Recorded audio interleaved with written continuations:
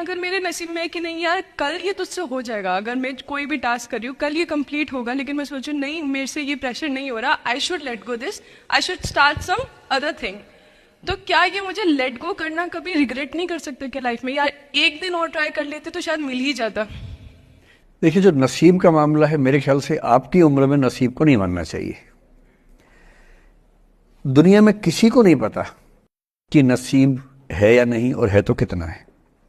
सब तुक्का लगा रहे हैं, मैं भी तुक्का लगा रहा हूं। ठीक, जो हार जाता है ना, उसको तसल्ली देना बहुत जरूरी है, वरना वो जी नहीं पाएगा।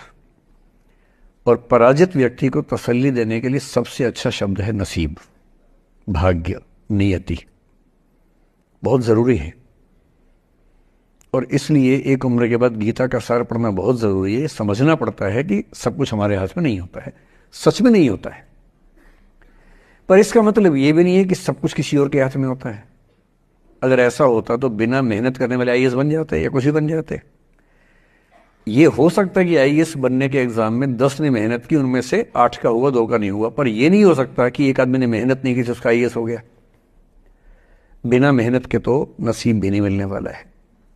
इसलिए ये मान लीजिए कि कुछ ना कुछ चीजें हमारे कंट्रोल में नहीं है, लेकिन जितना कंट्रोल में है उस पर पूरी ताकत लगाएंगे, पूरा डिसिप्लिन रखेंगे, तो हम अपनी किस्मत सबसे अच्छी लिख पाएंगे।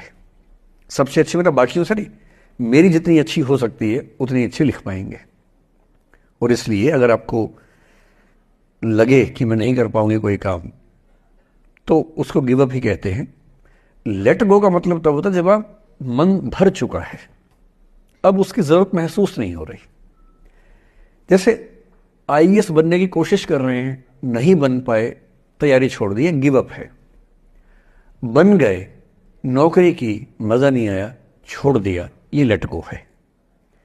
लेट गो करने के लिए पहले हासिल करना पड़ता है, या हासिल होने से पहले उस मनोभूमि पर पहुंचना पड़ता है जहां हासिल होने का सुख आपने महसूस कर लिया और उसमें मजा नहीं आया, ठीक ही है, औसत है, तब छोड़ दिया। इसलिए आपकी उम्र को शोभा नहीं देता कि हम नसीब की बात करें, यह शोभा देता है मेरी उम्र को। तो 30-40 के बाद नसीब, भाग्य, नियति चलेगा। फिलहाल कर्म पे भरोसा कीजिए, मेहनत, डिसिप्लिन, और मोटिवेशन से ज्यादा महत्वपूर्ण है डिसिप्लिन, ध्यान रखिएगा।